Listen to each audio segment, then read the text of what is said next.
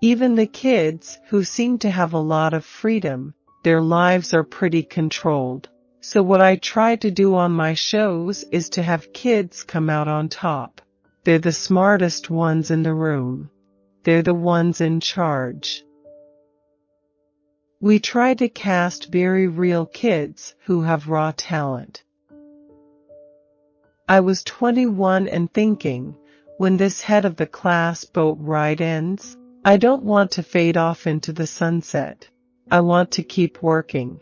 I want to be involved in the entertainment business.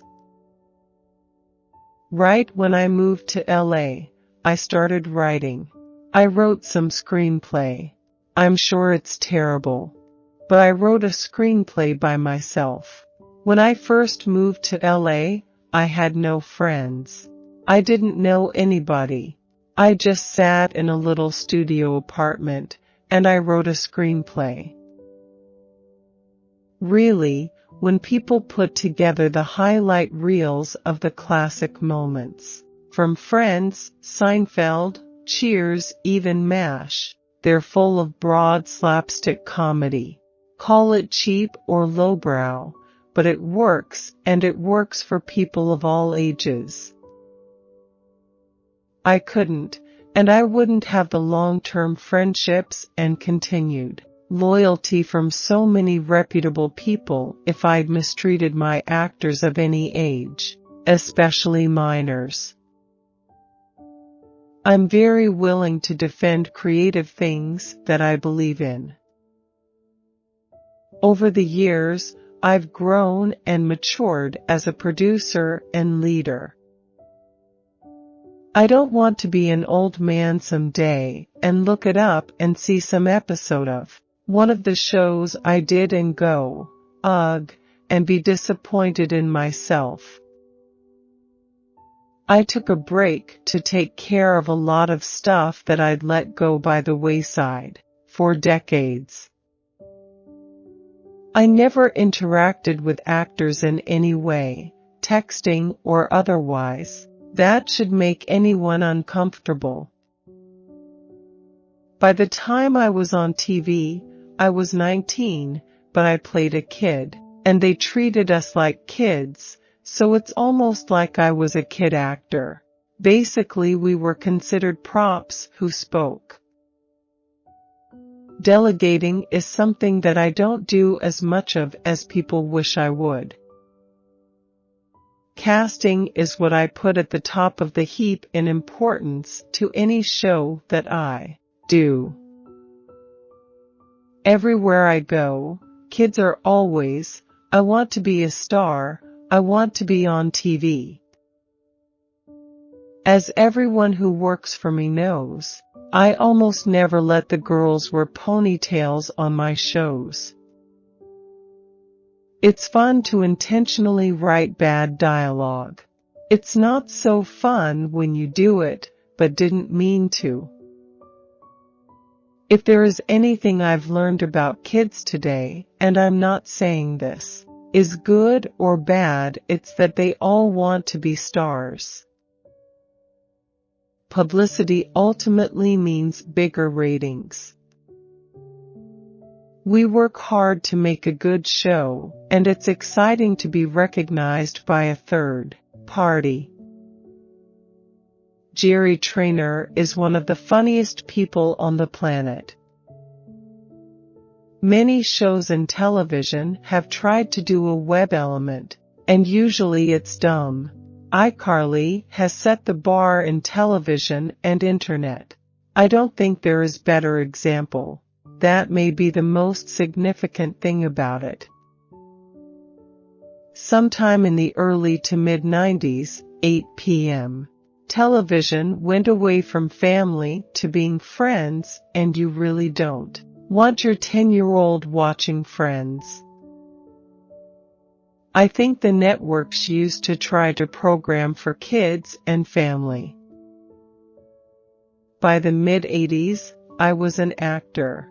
I was never super famous, but I was definitely on the map. I'm never going to write fart jokes, Because I feel like I have a responsibility to the audience to give them good stuff. I should be able to come up with something funnier than any third grade boy could think of. My dad would have me watch the shows that he liked. I watched I Love Lucy. I watched The Dick Van Dyke Show. I watched M*A**S*H and Mary Tyler Moore and Bob Newhart and Taxi and Cheers. On my Nickelodeon shows, Victorious is my 7th show for the channel. There's this same distinct comedic voice that goes throughout. I'm not saying it's brilliant, but it works and kids think it's funny. My TV comedy idols are the Charles brothers, who did Cheers, Larry Gelbart, who did MASH, and Larry David, who did Seinfeld. When I was 6 or 7 years old, I'd watch Saturday Night Live, and guys like John Belushi and Dan Aykroyd became my on-screen heroes. A lot of times people who write sitcoms for the 18 to 49 crowd think writing for kids is easy. It really isn't. First of all, you're very restricted in what you can do. I used to write sketches. I loved David Letterman in the 80s. I used to write top 10 lists for him, and I faxed them in anonymously. I'm sure they threw them away. Nobody gives a damn that I was in head of the class, but when they know I was Ricky in Better Off Dead, they're like, holy crap, man, you were Ricky. They go crazy. I actually wrote an episode of Head of the Class. I think my shows can draw an audience of 12 million because I ask, what can make a 7-year-old, a 17-year-old, a 30-year-old, and a 77-year-old laugh? I try to make a great sitcom that would make my heroes proud of me. I try not to cast icky people. With people all the way from 17 to 2. iCarly often is the no. One show, not just on cable, but all of television. I don't think of myself as a guy who writes for kids. I really don't. I try really hard to write a good, solid sitcom. I create a world where kids rule. If you think about it, kids are always being told what to do, what to say, when to do it. They're very controlled. I give them an escape where the kids are in charge. When I was a kid, my favorite show was Happy Days. If I could have heard a recording of the cast of Happy Days just sitting around having fun, talking about the show in a party atmosphere, I'd have lost my mind. I liked television in the old days. I liked that everybody knew every episode of The Brady Bunch. Everybody knew every episode of Cheers. When I was on Head of the Class, 25 million, 30 million people would watch that every night. Now a big hit doesn't get a third of that audience. I've said from the start that I'm not going to write kiddie sitcoms. Really, I'm just a big kid myself. My shows are meant to be entertaining, not educational. I have a rule. Kids get to be the star. It's a huge high to be able to earn a nice living doing the thing I love most, making comedy.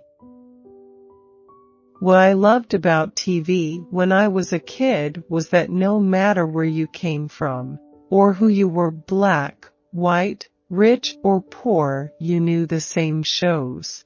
It was a common thing in our culture. I had a great relationship with my parents, but there's something about hanging out with your older sibling that just has a whole new level of cool for a kid. iCarly gives me the luxury of addressing the fans directly. It was a sort of loving nudge to the fans saying, "We're just a fun little sitcom to make you laugh. This isn't a heavy-duty soap opera." I realize we're not curing diseases with iCarly, and we're not doing Shakespeare. It's not an Academy Award-winning film, but it has definitely touched people universally.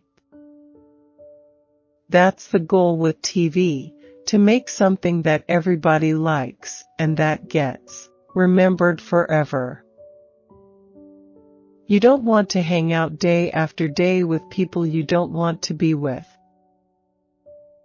I don't want to wake up at 60 and have to call the neighbor who's 12 to help me with my computer.